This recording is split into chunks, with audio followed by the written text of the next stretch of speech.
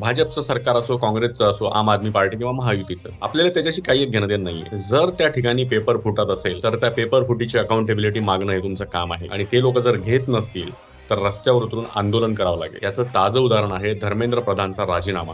पंजाबमध्ये आम आदमी पार्टीचं सरकार आहे. जवळपास 2 ते 4 मुलांनी सेंटरमध्ये घुसून क्वेश्चन पेपरला त्यांनी फोडलं. तिथे जंतर मंतरवर आभाळ एपलणारे राहुल गांधी असतील, अरविंद केजरीवाल असतील, हे तिथे जाऊन यांना सपोर्ट करत होते. म्हणजे जिथे फक्त विरोधी पक्षाला तुम्हाला नावं ठेवता येईल तिथे तुम्ही जाल. म्हणून विद्यार्थ्यांना आणि पालकांना माझी एक विनंती आहे, राजकारण्यांचे झेंडे घेऊन फिरणं बंद करा. कोणत्याही राजकीय पक्षाची गुलामी करू नका. कारण सरकार येत जात राहतील, पण तुमच्या आयुष्यातलं ते जे 1 वर्ष जातं ना, ते परत येत नाही ना. तुम्ही ज्या साहेबाला डिफेंड करायला येताय ना, त्या साहेबाने स्वतःच्या 7 पिढ्या बसून खातील एवढं कमावून ठेवलंय. तुम्हाला तुमचा स्वतःचा विचार करावा लागेल. कारण आपण मिडल क्लास फॅमिलीतले लोक आहोत. आपल्या बापदाद्यांनी काही करप्शन करून पैसा कमवून ठेवलेला नाहीये. त्यामुळे आपल्याला स्वतःसाठी भांडावं लागेल. Be selfish.